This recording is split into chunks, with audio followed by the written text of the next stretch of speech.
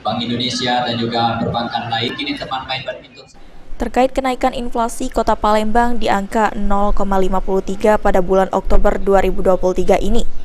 Pada Senin 13 November 2023, pemerintah Kota Palembang melaksanakan kegiatan pasar murah digital bekerjasama dengan pihak perbankan, Bulog, dan lainnya di halaman parkir kantor sekretariat daerah Kota Palembang.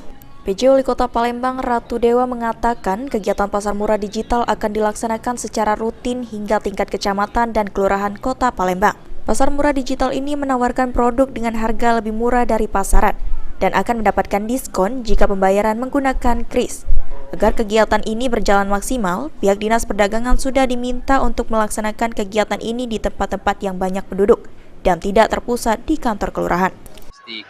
Ini tiada lain semuanya muaranya adalah pengendalian inflasi yang ada di Kota Palembang, dan insya Allah ini gerakan ini terus kita sampai ke tingkat kecamatan dan kelurahan di bawah koordinasi baik itu Dinas Perdagangan dan juga Dinas OPD yang terkait lainnya. Saya kira itu hal yang penting pada pagi hari. Untuk harganya mungkin bagaimana?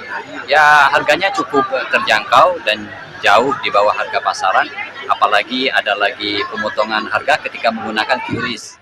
Sementara itu, Kepala Perwakilan Bank Indonesia Provinsi Sumatera Selatan, Ricky Perdana Gozali, menyampaikan digitalisasi dalam pasar murah ini akan mendorong pertumbuhan ekonomi di Kota Palembang.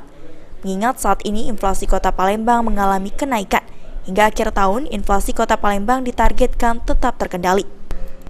Inflasi nasional untuk periode ini memang naik secara nasional dan Kota Palembang juga mengalami kenaikan. Ini merupakan salah satu perhatian Kota Palembang. Pak Wali juga sudah memahami hal ini dan kita yakini semua yang kita lakukan sekarang merupakan kolaborasi sinergi yang akan mempertahankan harga baik di masyarakat. Kita harapkan untuk sampai akhir tahun ini inflasi masih dalam target kisaran yang sudah ditetapkan oleh pemerintah.